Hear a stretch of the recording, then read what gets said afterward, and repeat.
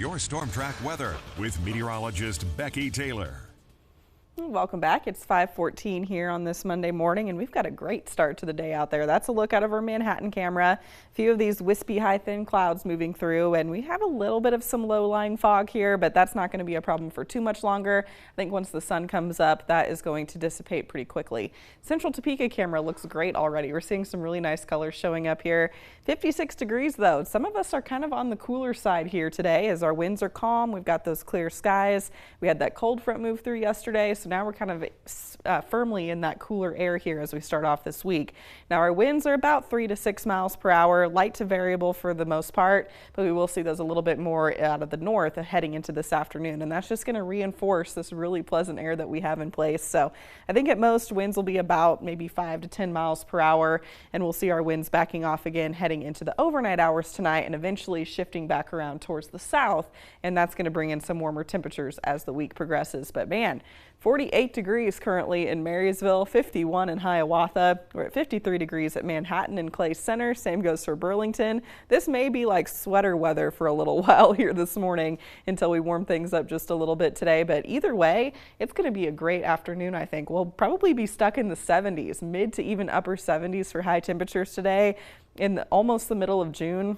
That's pretty good. We'll drop back into the mid 50s tonight. Tomorrow we'll get a little warmer. I think we're talking probably some low 80s by Tuesday.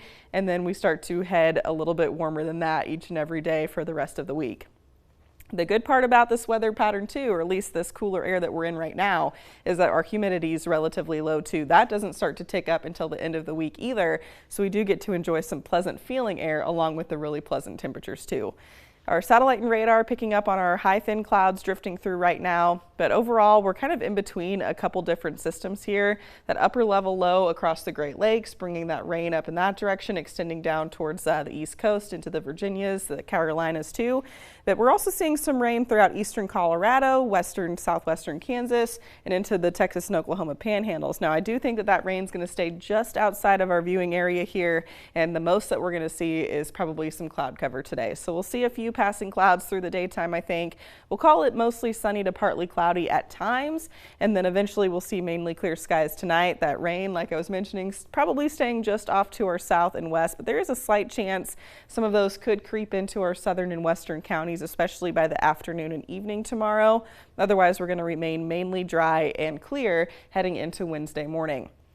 I did throw on that slight chance for those isolated storms on Tuesday, especially for our western counties, but we will eventually see that southerly wind return. That's going to bump our temperatures up into the upper 80s to low 90s for the last half of the week. A little bit better chance for some storms potentially Thursday night and into early Friday morning, but we do stay warm as temperatures climb into those 90s and stay there all the way through the weekend. Overnight lows tick up too as we're going to be a little more mild, pretty close to average though, into the mid 60s.